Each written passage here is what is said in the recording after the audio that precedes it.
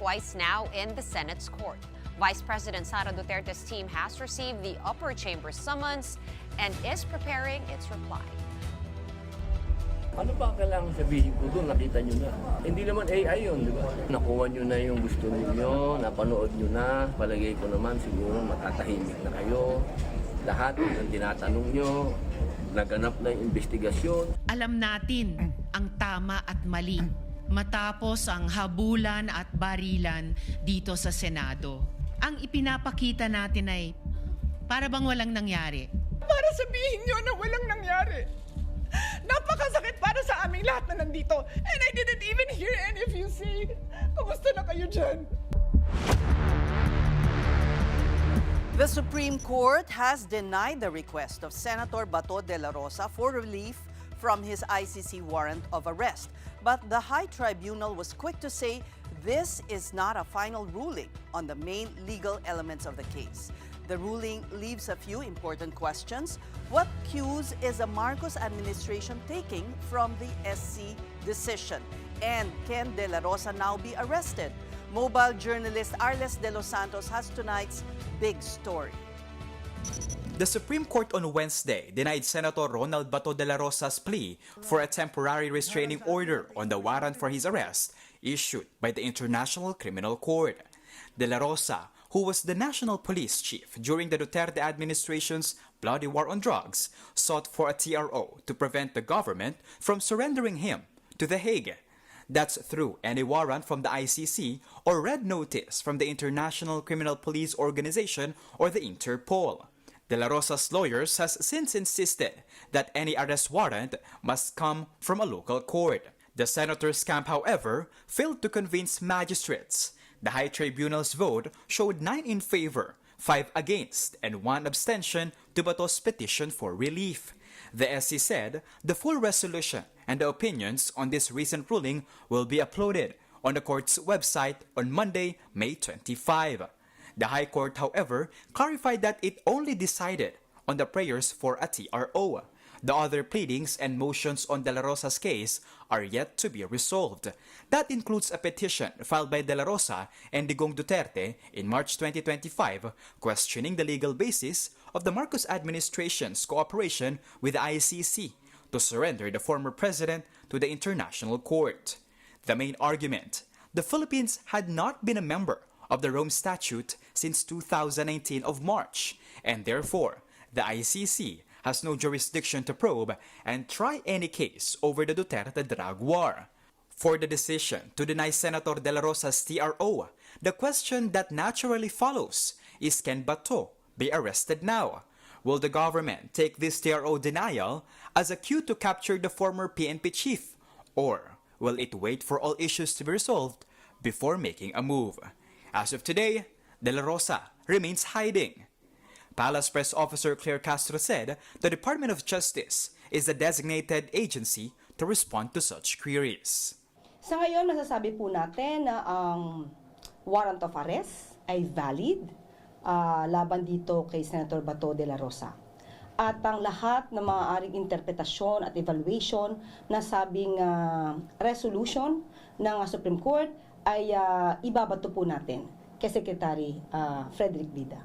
But when presented, if they will enforce Republic Act 9851, which allows the state to surrender suspects to international court, Castro said, Yan din po ang pananaw ng OSG na siya po ay kinukonsidera na fugitive. Since wala pong TRO, tayo po ay nagsasabi na ang warrant of arrest ay valid. On the Big Story Tuesday night, DOJ spokesperson Polo Martinez said the agency is standing down on efforts to arrest De La Rosa, pending the Supreme Court's final decision on his case. The National Bureau of Investigation, for its part, says though they are ready to arrest De La Rosa, there's still no official order for it. Of course, the NBI will have to study muna and see the resolution. Kasi unang-una, maraming diniscuss doon eh. Pero ang diniscuss lang muna doon yung prayer for interim relief.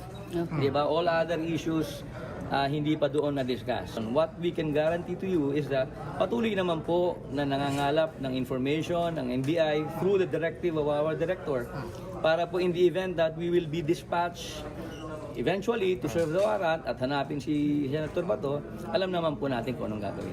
Lawyers of Senator Bato said they will file a motion for reconsideration on the SC's denial. In its statement, attorney Israelito Torion's law firm said that while it respects the High Court's decision, the tribunal's ruling only covered the request for interim relief and did not resolve the main constitutional issue raised in the case. The firm also maintained that the main case remains alive and vowed to pursue and exhaust all available legal remedies available to them. Kapatid Arles de los Santos, we are One News. Senator Bato de la Rosa again skipped today's plenary, which had a very interesting turn of events earlier. And telling us about it is our mobile journal, Merimon Reyes. Merimon, usap-usapan yung naging iyakan kanina dyan sa plenary. Ano ba nangyari? Ladies, good evening. Sa session kasi kanina dito sa Senado, unang nagbigay ng manifestation on the floor si Senator Erwin Tulfo at he was calling for a more a deeper and an independent investigation sa naging shootout incident last week kung saan may exchange ng pitik ng barel, a warning shot was done by the Office of the Sergeant at Arms, si Major General Mau Aplasca na sinagot daw ng NBI agents.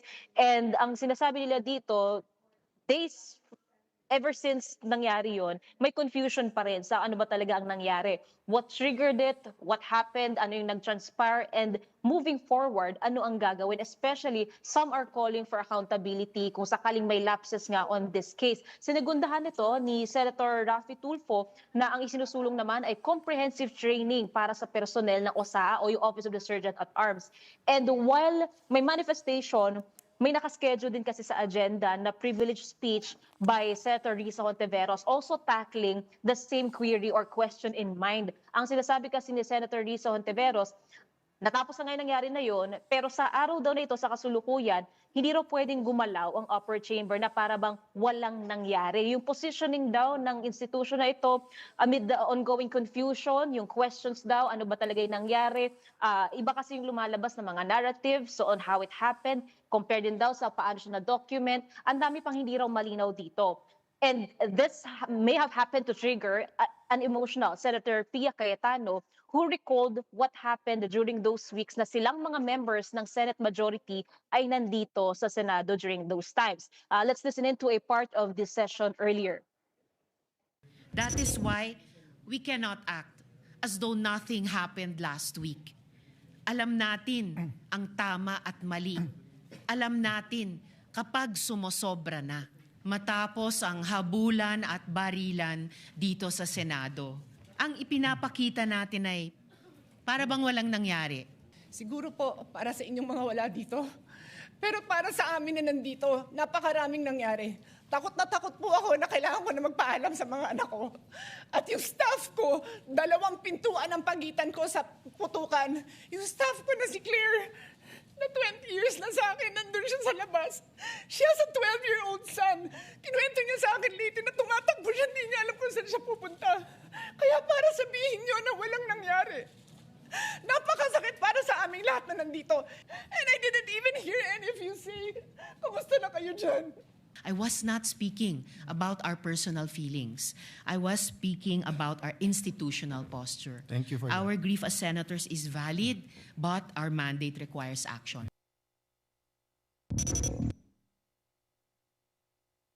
Later on, after nung naging exchange among these senators, we also saw Senate President Pro Tempore Loren Legarda comforting Senator Pia, offering her tissue or napkin, and even Senator Loren Legarda was seen wiping her eyes. Maybe tears were also falling down, and quite a heavy aura or environment during those times sa session. Meanwhile, Senator Tito Soto from the minority also took to the floor yung question, should a committee as a whole for the Senate, should it be organized to do the legislative inquiry sa nangyaring shootout last week? Or should there be just one specific committee na existing na rin naman na maghahawak nito? An interpellation was hoped by Senator Rodante Marcoleta pero napagkasunuan din ng mga senador to do it potentially by Monday sa session next week dahil daw kailangan din ito ng oras. At kung sakaling mangyari ngayon, maraming senador ang gustong pumila for questions and answers or clarifications, baka raw abutin ng hating gabi. So doon pa lang natapos yung usapin tungkol diyan, but we're anticipating more coming in ng session nila next week. Ladies. Mary Mon, updates on the chairmanships na announced ba today, particularly the Blue Ribbon Committee? Yes, Ses, kahapon ang nasabi ni Senate President Alan Peter Cayetano, actually no Monday pa lang, may mga lumulutang na pangalan, either Senator Rodante Marcoleta or Senator Pia Cayetano. Pero kanina, it was formally elected na Senator Pia ang hahawak ng Blue Ribbon Committee or yung Accountability Committee ng Senado. Ang huling humawak niyan si Senator Ping Lacson from the minority, but this time, Senator Pia na ang hahawak ng Blue Ribbon. For Senator Amy Marcos, nakuha niya rin ulit yung Committee on Foreign Relations. Senator Camille Villar, nakuha niya ang Environment Committee, ang Government Corporations Committee. Senator Robin Hood Padilla, nadagdagan pa siya ng Constitutional Amendments Committee na ang unang humawak niya or last na humawak niyan was Senator Kiko Pangilinan. And Senator Rodante Marcoleta, nasa kanya na rin ang Justice and Human Rights Committee, and in turn siya na rin ang magiging representative ng Senado sa Judicial and Bar Council. So ang ilan pa sa hinihintay natin na matitimbang na mga komite would be the Finance Committee, potentially yung iba pang mga may nakabinbin or may mga pending pang legislations or legislative inquiries such as pwede Ethics Committee, Agriculture Committee, and the likes. Okay, Mary Mon, gusto ko lang matanong sa'yo no, kung anong naramdaman mo kanina, yung mga observations mo. Of course, we watched the plenary. After kasi nung heated speech at balikan no, between Senators Risa and Pia, medyo nag-thin out yung attendance. Maraming nawala sa upuan at hindi na bumalik. Did you notice kung nag-uusap ba sila? Were they friendly? Or was it really, really tense even off-cam? Sean, after kasi nito, dahil nga deferred muna siya for further discussions, may caucus din na ginawa kanina lahat ng mga senador, all-member caucus ito. Pero nung sa session, nagkaroon kasi ng photo opportunity itong mga senador kasama ilang mga atletang kinilala din on the floor. And nakita natin si Senator Risa Ontiveros at si Senator Pia Cayetano nagkatabi sa photo op. And ang nasabi so far ni Senator Risa tungkol dyan, hindi daw sila nagkausap pero okay naman daw. So far, ang nakikita niya sa relasyon nila. And during that emotional moment din, though tahimik yung session floor, nakita natin may pag-uusap yung ilang mga senador. Yung majority kasi facing the rostrum, nasa right side nakaupo sina Senator Risa. Sina Senator Pia, yung majority, nasa left side facing the rostrum. And ang nakita natin lumapit kay Senator Pia, si Senator Lori Legarda, nakatabi niya lang, Senator Camille Villar, Senator Mark Villar, and even si acting majority leader, Senator Joel Villanueva, para nakikipag-usap sa ilang mga senador. Pero later on, yun nga, medyo nag-thin out siya. Pero what we also anticipated was after nung session, may caucus na ginawa itong mga senador. So we're yet to know then kung ano yung results, if there was a walkout. Pero if not, pwede naman kasi silang umalis din ng session. So we'll see pa kung ano yung mangyayari and what will transpire sa relasyon nitong mga senador sa isa't isa. So to clarify lang, Mary Mon, ongoing pa rin yung all-member caucus. Ang tanong, nandun ba, obviously wala si Senator Bato, pero nandun ba si Senator Cheese? Dumating ba siya for that? Yesterday and today, hindi natin nakita si Senator Cheese Escudero. And to note, bakit natin din siya tinitingnan? Kasi lumulutang din yung pangalan niya na supposedly being tapped for the Senate leadership. And while wala pa tayong confirmation again, yung kudeta kasi na umuugong over the weekend, even on Monday, kahapon, and kanina, hindi pa ito nangyayari. But still, ang sinasabi ng liderato ng ilang mga miyembro ng Senate majority, meron daw pressures, meron daw offers ng incentives, if not threats, may term extensions para lang maglipat bakod itong mga ilang miyembro ng Senate majority. Pero sa paglilinaw at pagtatanggi ni Senator Raffy Tulfo from the minority, hindi raw ito totoo, wala raw ganung ginagawa. Masaya raw sila sa minority, solid daw sila sa minority, and come what may, mananatili sa minority si Senator Raffy. So, on the other side of the fence, again, manipis lang yung margin nila. So kung sakali mong magkaroon ng kudeta, ang aabangan natin, sino ang lilipat from the majority who will be forming the new majority. And should there be conditions to be met, ano yung mga kondisyon na yon para naglipat bakod ang mga ito? And Mary Mon, naglabas na rin ba ang Senado ng updated impeachment trial schedule doon sa trial nga ni Vice President Sara Duterte? Hindi pa malinaw, wala pa tayong kasagutan tungkol diyan. Ang sinabi pa lang kasi kanina ni SP Cayetano sa floor, okay, formally na-receive na nga ng camp ni Vice President Sara Duterte yung writ of summons kanina around nearly 11 o'clock in the morning. So nagbibilang na ngayon nung non-extendable period, calendar days ito na 10 araw, while magfo-fall kasi ang ang May 30 ng Saturday, nausog siya ng June 1, which is a Monday, so working day siya. So the camp of VP Sara has until then to file her reply and yung response niya doon sa articles of impeachment against her and yung mag-enter ng plea niya. After noon or during those 10 days, kung sakaling mapaaga, ang House prosecutors naman meron ng extendable period of 5 days para mag-file din ng kanilang response. And what we're waiting ngayon from the Senate leadership is yung magiging schedule nila. Kasi ang sinabi dito ni SP Cayetano, who will be acting as presiding officer of the trial, dalawang sombrero kasi ang suot ng Senado bilang impeachment court at bilang legislative body. So kung magkakaschedule man sila, ito yung pinakamaayos sa schedule na hindi maaapektuhan yung trabaho nila on the legislative aspect. But then again, we're yet to hear pa kung ano yung magiging final na decision ng mga senador sa schedule na pre-trial at saka trial proper. And on the part of the senators, Mary Mon, how are they preparing for the impeachment trial? Ako, ang nakausap natin, yung pinakahuling nakuha nating info dyan was from the old majority. So, sina Senator Tito Soto, Senator Ping Lacson, and others na sinadjust daw nilang gawin, nagba-brush up, nagre-review ng rules of court, yung impeachment, yung guidelines na kinakailangan. Whereas, nung panahon naman na yun, ang nakausap natin from the old minority, si Senator Dante Marcoleta, hindi naman daw siya nagpe-prepare kung may mangyari o kung may darating daw yan. For now, wala pa tayong ibang naririnig kasi ang isang inonote din natin dito, netong Monday, formally and officially nakapag-convene na ang Senate as the impeachment court. So, maaaring magkaroon na ng limitasyon itong mga senador na magsalita tungkol sa impeachment proceedings. Same goes din sa mga tatayong House prosecutors. So what we're waiting for is who will be delegated as the impeachment court spokesperson. Kung saan doon na natin pwedeng malaman yung iba pang nitty-gritties tungkol sa magiging proceedings. All right, as always, we appreciate your reporting. Thank you, mobile journalist Mary Mon Reyes.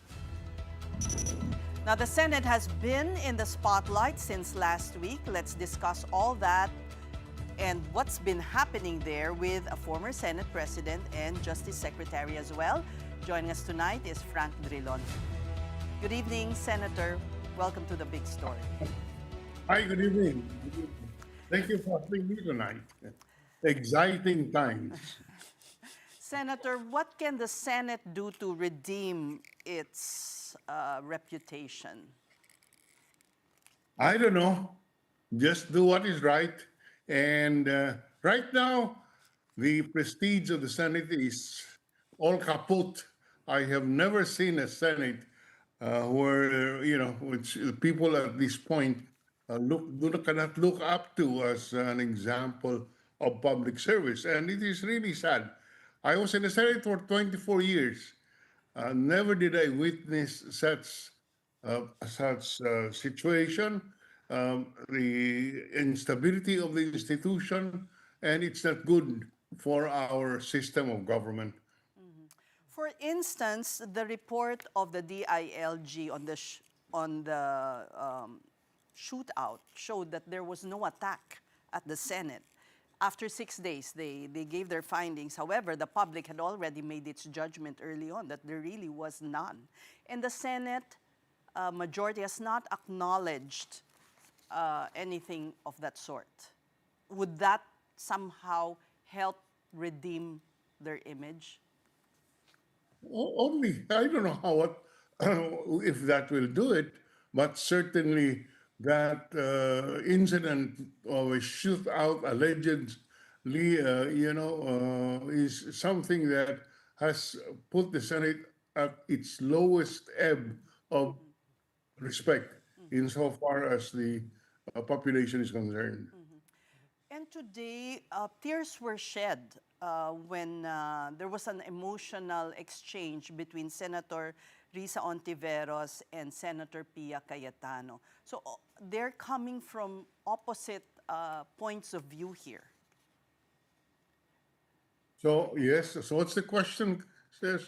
How can that be resolved when the lines are seem to be drawn Well, I don't know. I have no magic solution to that. Let If you were, you know, the Senate president, and you've luckily, I am not the Senate president. Good answer. okay, let's now go to the issue of Senator Bato de la Rosa. The government, the national government, is not very clear about how that warrant from the ICC should be served. At first, it was unclear. There were two different positions from the DILG and the DOJ. Could this have been also one reason why they weren't able to actually serve this warrant and that Bato has now gone missing? You What know, can you say about the government's, you know, resolve to serve this warrant? they are lost. Malacanang is lost as to what to do.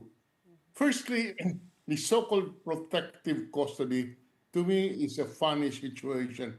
There is no law giving the Senate the power to provide protective custody to anyone, except that in the case of the Witness Protection Program, the Senate committee can provide protection to the witnesses who would appear before the Senate investigation.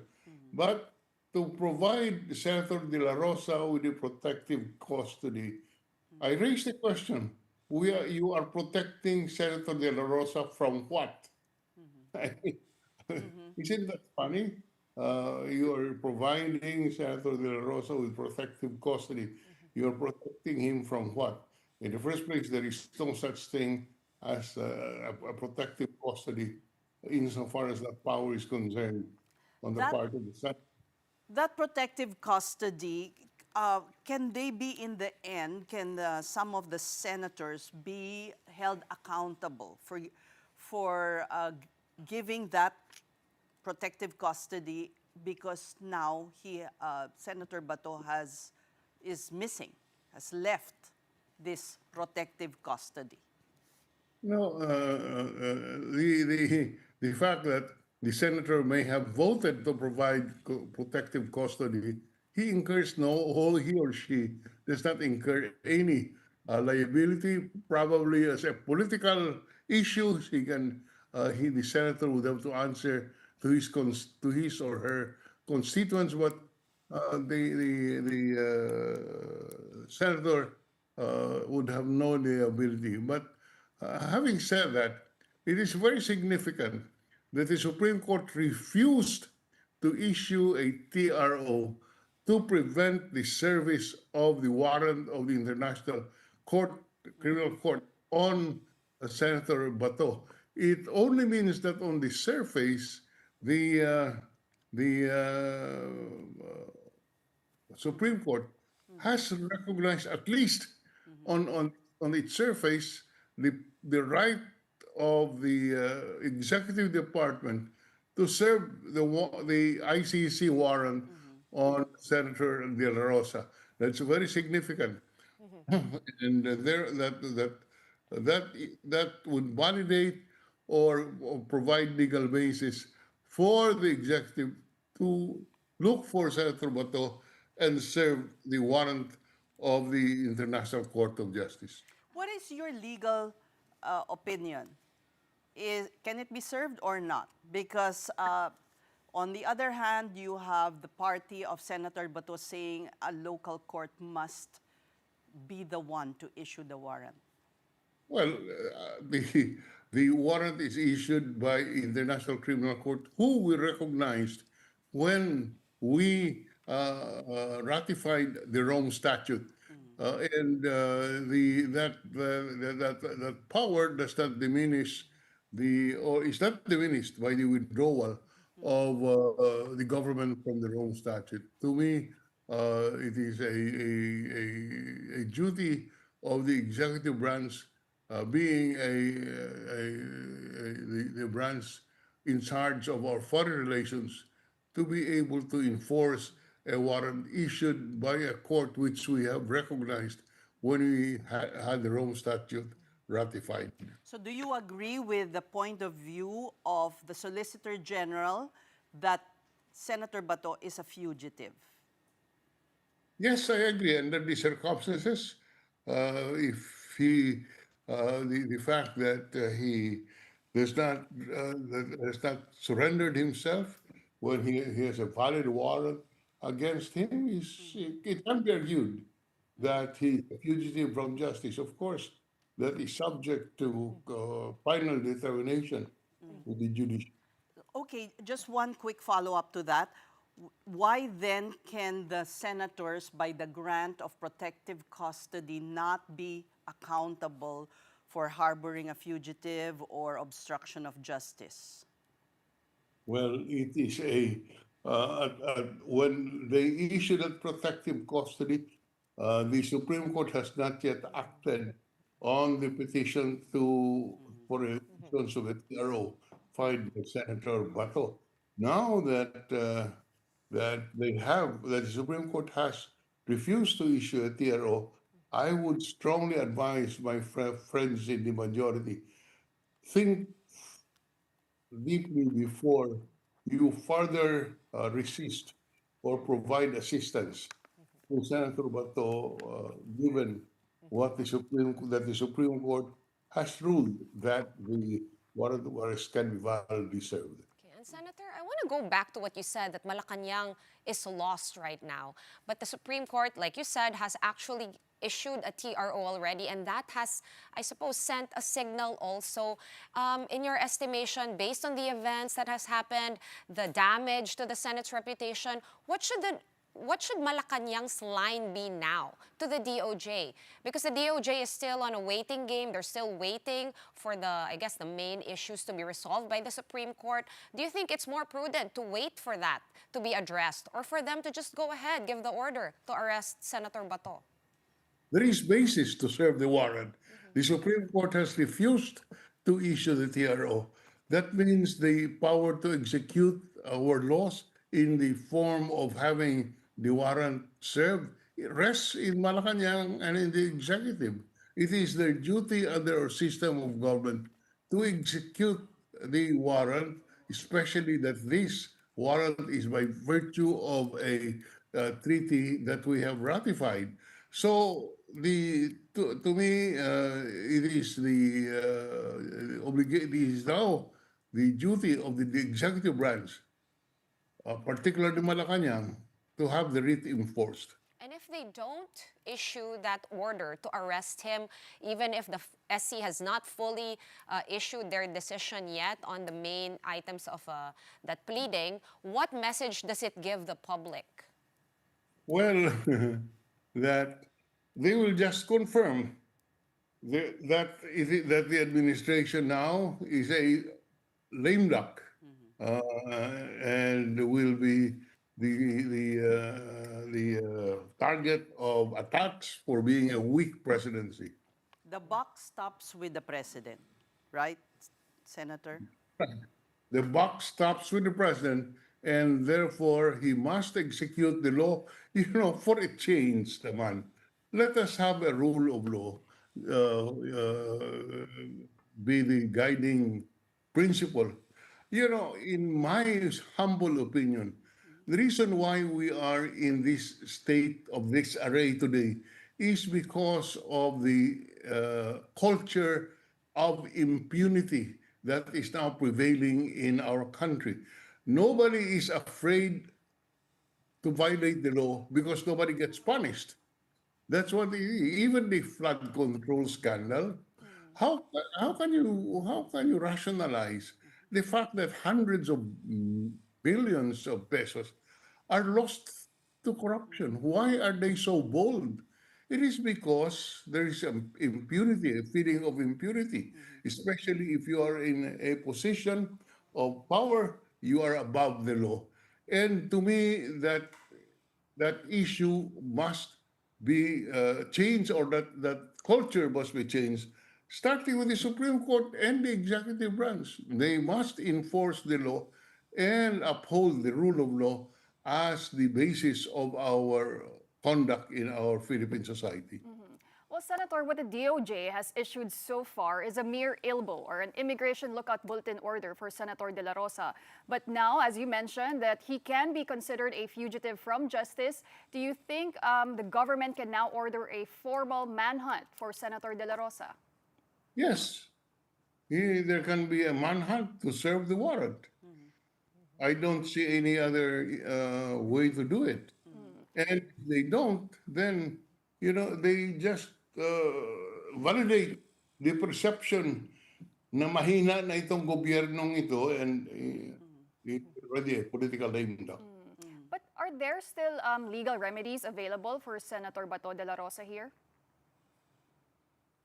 Well, he can continue to pursue the case in the Supreme Court. It's just that the court did not issue the TRO, but the case on the merits is still there. You ask me what remedy he has, continue to pursue that because that's how our system works. The conflict between or the anyone can go to the Supreme Court and seek relief, judicial relief for what he believes are not right. So he can continue pursuing his rights under in the Supreme Court. On the other hand, the executive branch, in order to restore the confidence of our people in the ability of the president to enforce the law, he should serve the warrant. Look for Bato, serve the warrant. I wanted to get, Senator, your thoughts on RA 9851 and the matter that is the gray area that everyone's fighting over basically right now, which is the domestic enforcement of that warrant, right? We saw some miscommunications. It was the NBI and the DOJ, the DILG. We're not sure who is going to do it. Do you think that needs to be clarified ASAP by the Supreme Court or no need na? The Supreme Court now has the opportunity to clarify it on the basis of the petition filed by Senator Bato. Having said that, until the Supreme Court issues a TRO, it is the duty of the executive branch under our Constitution and under our system of government to enforce the warrant of arrest. And let the courts, the judiciary, resolve the conflict between Senator Bato and the executive department. But again, unless restrained by the Supreme Court, the executive department should pursue its constitutional duty to enforce our laws. I would The current instructions are to stand down. Ano ibig sabihin ng stand down? Not to. Yes, not to arrest. Kaya nga, that is why we are in this impunity state because the rule of law becomes secondary and optional. It should not be. Now, what about Senator Robin Padilla, who was already shown in CCTV video to be accompanying Senator Bato de la Rosa? Does that not obstruction of justice and harboring a fugitive apply to him by that act of escorting him out in the wee hours of the morning from the Senate? I'm not prepared to go that far, but certainly that act is reprehensible politically, and the senator should explain to the public what he did, why he did this. Hindi ito. People look up to Senator Padilla as a senator of the land. And for Senator Padilla to be seen escorting Senator Bato, who is the subject of a warrant of arrest by an international court, is something that he should explain to the people. Senator, right now the senators are in caucus discussing the events that transpired recently, and they hope by Monday to be tackling this incident, the shooting incident on Monday. Should they come clean on what really transpired? Because it appears that some of them were following a certain script? You know, sis, if I were the executive branch, I will treat this uh, as an as a violation of our laws, and therefore investigate it and punish those who violated our laws. You know, the fact that it happened in the Senate makes it more imperative that we must impose corrective measures. We must punish those who are guilty of this. And I would strongly suggest that we leave it to our police officers, to our law enforcement officers, to investigate the crime committed, discharging a firearm, putting lives of people in danger. There are laws violated, and treat this as enforcement of the rule of law. You know, I do not know. Okay, of course, the Senate can conduct its own investigation, but certainly this is a matter that the law enforcement should investigate and see who violated the law and file the appropriate charges. Okay, hopefully this investigation will lead somewhere because as you said, even the flood control scandal, wala pa ring nangyayari. And if we can go to Zaldico, he seems to be out of reach of the government. He should not be. The government is a sovereign government. He has relations with other countries, and they should continuously. The government should continuously look for Zaldico, employ diplomatic and bilateral agreements or relations with the other countries in order to bring Zaldico back to our jurisdiction. You know, having said that, says when I was Secretary of Justice, we did not have yet an extradition treaty with the United States. There were occasions when when a criminal facing charges in U.S. courts would come to the Philippines, somehow get into the country, and escape the jurisdiction of American courts. The American embassy would make a request and tell us that they have canceled the passport of this particular guy, and if since he is now an undocumented alien, under our obligations in international treaties, if he can deport him to the port where he came from, and we do that. So there are remedies Right. available. There So do are you feel- remedies. So we should go to the French government and make the same plea. Yes, I'm sure that you know our position as a sovereign country will be respected by other states because these are mute. You know, this is how it works internationally. The relation between, assuming he is in Paris or in France, there are diplomatic ways by which we can diplomatic measures which we can invoke to help us bring Zaldico back. You know, the Department of Foreign Affairs should take the lead role here. They know how to do it under our treaty obligations and under the treaty obligations of other countries. Having said that, Senator, do you feel like, because a lot of people have this sentiment, do you feel that the national government is not exerting enough effort to capture Zaldico because of what he might say when we actually repatriate him back here? I don't want to come to that conclusion. All I know is what I see. I have not seen any effort to bring back Zaldico here. Maybe there are, but they're not known publicly. But as we talk, I am not made aware of any effort on the part of the Philippine government to bring back Zaldico through the diplomatic channels. Well, earlier, Senator, we were asking you on how can the Senate fix its reputation after the recent events? Can they actually use the impeachment trial of Vice President Sara Duterte to prove and redeem their reputation and prove that they are after accountability? Certainly, the impeachment trial is one way by which their credibility can be can be restored. Remember that the entire country is watching the impeachment trial.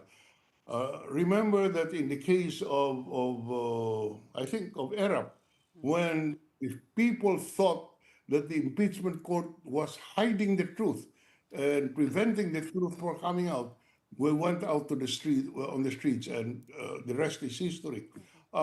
So the people are watching the impeachment trial and see if the mandate of the impeachment court to exact accountability on the basis of evidence is being fulfilled. Uh, uh, and I don't want to predict what will happen if the people feel otherwise. We have seen it happen in the past. The second envelope cost Edzatos, if you recall correctly, if you recall our history. In the case of Corona, it was the public opinion turned against the Chief Justice when the matter of his bank accounts were made public.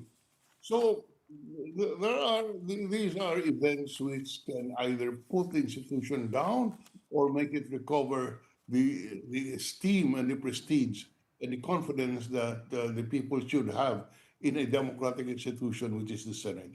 Lastly, Senator, have senators approached you for counsel? No, no, they have not. They have not approached me. They have their own mandate, and they are friends. But certainly, they make their own independent judgment of how to handle this very difficult situation that the Senate is in today. I have not seen the Senate as troubled as I see today. Well, as always, we value your insights. Thank you very much for talking to us, former Senator Frank Drilon. And you are still watching the big story on One News. Still ahead, Senator Robin Padilla explains the CCTV footage of him leaving with Bato de la Rosa hours after the shooting incident at the upper chamber. We have details next. Stay tuned.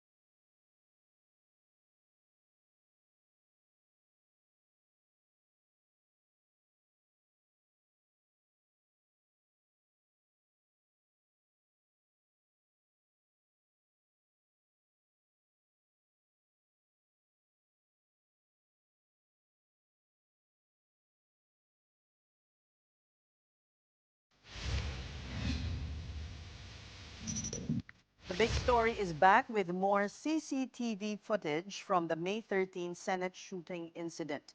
One revealed Senator Robin Padilla leaving with colleague Bato de la Rosa a few hours after the chaos. Then the Senate Sergeant at Arms is now disputing clips showing him firing his gun at will. This report from Mobile Journal Merimon Reyes. This CCTV footage timestamp 2:31 a.m. of May 13 shows Senator Robin Padilla at the parking area of the Senate. He even saluted to some men on his way out. Following the lawmaker is what looks like a woman, and then Senator Bato de la Rosa wearing a hat, or so authorities believe. All three boarded Padilla's white SUV and drove off. This was among the footage recently publicized by the Interior Department. On Wednesday, May 20, exactly a week after the shooting incident at the upper chamber, there's Senator Padilla on the sidelines of plenary session. But there's no more De La Rosa, who since May 14 has not been heard from again. Padilla says he does not know where his friend and fellow Duterte ally is. But when asked if he left with Bato on the wee hours of the morning Thursday last week, Robin Hood had this to say. Ano ba kailangan sabihin ko doon? Nakita nyo na. Nung lumabas po siya sa Senado. Hindi naman AI yun, di ba? Sir, saan kayo pumunta after? Maraming salamat sa inyo. Nakuha nyo na yung gusto ninyo. Napanood nyo na. Palagay ko naman siguro makatahimik na kayo. Lahat yun ang tinatanong nyo. Naganap na yung investigasyon. For now, the PNP's Criminal Investigation and Detection Group or CIDG declined to comment, but it did send subpoenas to Senate Sergeant at Arms Mau Aplaska and 10 of his personnel, and even recommended the filing of appropriate charges against them before the Justice Department. In particular, according to the CIDG, Aplaska and his team violated the rules of engagement under the Private Security Services Industry Act during the Senate's shooting incident on the evening of May 13. Very clear naman po sa investigation natin na there was no attack sa Senate. Wala pong intent. In fact, if there is really a perceived na attack na ongoing, we can ask the same OSAA, bakit nila inabandon yung lugar after na magkaroon ng shooting. The most responsible thing to do is to talk first before draw your firearm. If it's a problem, let us talk first. If there is a question, let us I have to ask you first. You have to explain your side first. The CIDG went on. Warning shots just like what Aplaska earlier admitted to making have long been prohibited, especially in crowded places such as Metro Manila. The PNP group also insisted that the NBI did not violate any rule when they stationed themselves in the GSIS compound, adjacent to part of the Senate complex. The Senate, including the Senate security, has full access doon sa CCTV. So they will know kung meron na po bang mga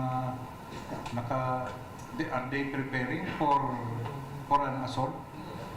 Do they have breaching equipment? May mga ladder po ba? May mga explosive or anything? After all is said and done, the CIDG is giving Aplaska to explain his decisions on the fateful night of May 13.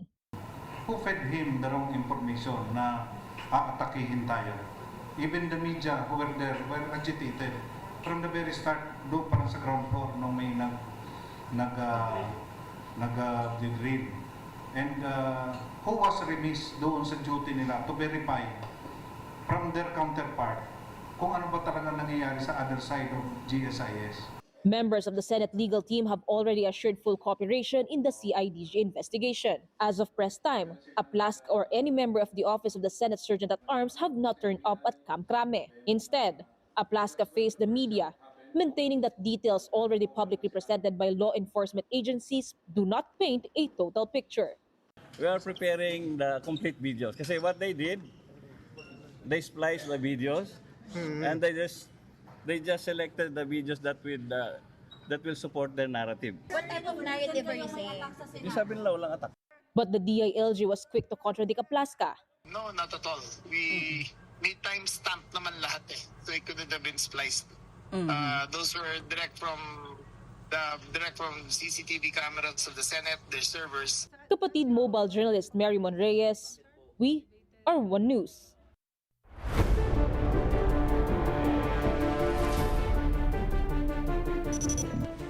The camp of Vice President Sara Duterte has received a writ of summons from the Senate Impeachment Court. The OVP confirmed receipt of the document at 10:40 this morning, personally delivered by Senate Sergeant-at-Arms OIC Manuel Parlade. It contains the articles of impeachment and annexes of evidence spanning 1,000 pages. Duterte has 10 calendar days to respond. And since the 10th day falls on a Saturday, Senate President Alan Peter Cayetano has set the deadline on the next working day, which is on June 1, Monday. Cayetano is the impeachment court's presiding officer. House prosecutors will then have 5 days to react in writing to the VP's reply. House Prosecutor Terry Ridon says they are not discounting the possibility that Duterte will question the impeachment again before the Supreme Court. Our expectation is it will be more substantial than what had been submitted before. No, kasi in the previous answer po to the House Committee on Justice, it was basically just a very short response to all of the allegations. So hindi ho talaga point per point. No? But our expectation now is they will still be raising jurisdictional and constitutional questions, which they actually did the last time. But also they will have to, they will probably answer point per point, no?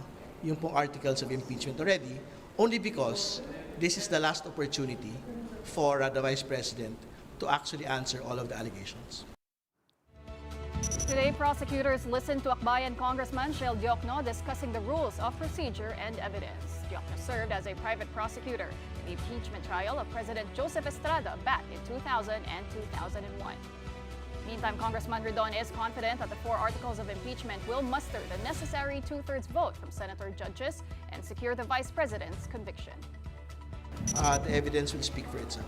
On each and every ground naman po, we have high certainty that we can get a conviction, at the very least 16 votes. No? Lahat po ng grounds na pinasa po sa Senate Impeachment Court, mabigat po yun at enough to convict the Vice President.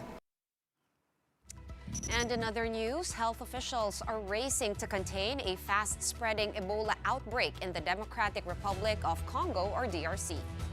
The World Health Organization said there are already over 500 suspected cases and 130 deaths. WHO Director General Dr. Tedros Adhanom Ghebreyesus has declared the Ebola outbreak as a global health emergency and warned about its alarming scale and speed of spread. The outbreak is caused by the rare Bundibugyo strain. There is currently no vaccine or treatment available. The outbreak is centered in the conflict-torn Ituri province, but has since crossed borders into Uganda and other DRC provinces. Dr. Ann Ansia, the WHO representative in the Congo, says it will take at least 2 months to roll out any potential candidate vaccines.